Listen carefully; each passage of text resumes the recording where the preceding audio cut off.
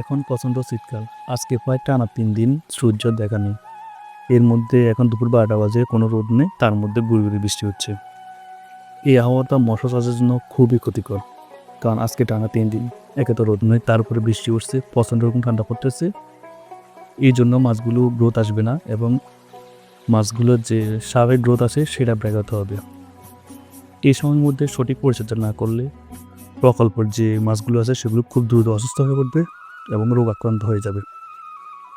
প্রচণ্ড শীতকালে মাছ বড় হয় না, এই জন্য দেখবেন বরফ দেশগুলো মাছগুলো চাষাবাস করা হয় না।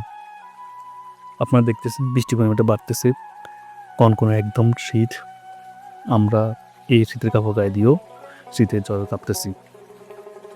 শীতকালে আমরা এখন এক্ষেত্রে যেটা করব সেটা হলো, রাত্রে এসব পুকুরে অক্সিজেন ফল্ট হওয়ার সম্ভাবনা আছে এবং মাছগুলো বেঁচে থাকার সম্ভাবনা আছে। সেই জন্য আমরা পর্যাপ্ত অক্সিজেন মজুত রাখবো এবং স্যালাইন হিসাবে লবণ মজুত রাখবো এবং এনার্জি কিছু ভিটামিন সি আছে সেগুলো মজুত রাখবো।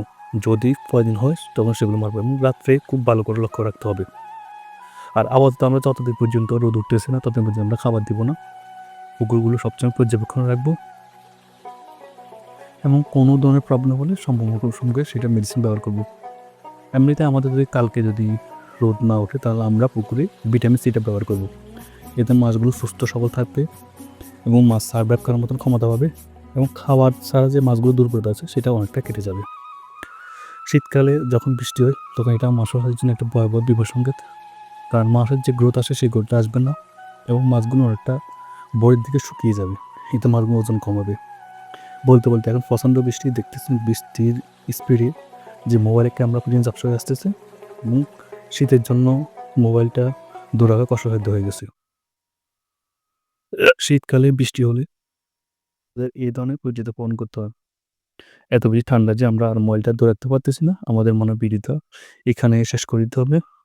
অন্য ভিডিওতে আমরা শীতকালে করণীয় সম্পর্কে আপনাদের বলবো। আমি অলরেডি খামারের ভিতরে ঢুকে যাচ্ছি। প্রচণ্ড বাতাস।